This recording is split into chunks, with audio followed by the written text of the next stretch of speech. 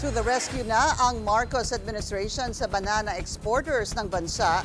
Nanganganib kasi na maungusan ito ng mga ASEAN neighbors sa pag-export ng saging. Ang detalye sa agenda report ni Sujin Kim. The people in the banana export sectors, they're quite concerned and they're doing everything, no? And of course, there's the other side of the competitiveness.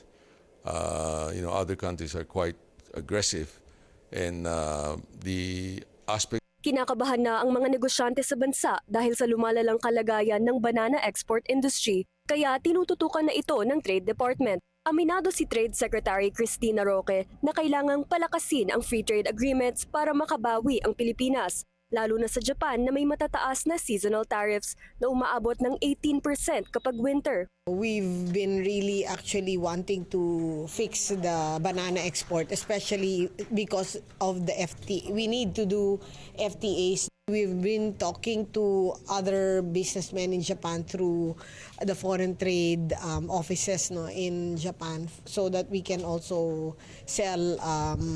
But of course, for Japan, we really need to get the FTA or the JPEPA going. Ayon kay Roque, magpapadala sila ng isang trade mission sa Osaka, Japan next month para ipaglaban ang mas mababang taripa at mas malawak na akses sa bansa. Nagbigay ng direktiba si President Bongbong Marcos na humanap ng mga paraan para maprotektahan ang banana industry sa bansa.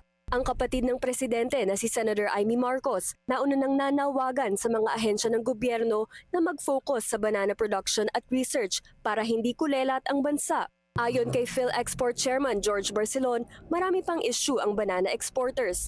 I've heard from exporters that one of the costs for us is the logistic cost is quite high. Transporting cost is quite high. So because of that, we lose out being competitive. At bagamat primary export variety ang Cavendish, hindi lang naman daw Cavendish ang maaaring i-export. As you said, pwedeng banana chips, it doesn't have to be the banana itself kung malaki ang tariff talaga doon. Kailangan din ng mas mahusay na teknolohiya at suporta para sa mga magsasaging. I've shared my thoughts with the Department of Agriculture that we should attract the younger people. Aabot sa mahigit 329,000 ang trabahong nakadepende sa industriya at humigit 42 billion pesos ang halaga ng sahod na nage-generate ng sektor. Para sa agenda, Sujin Kim, Billionaire News Channel.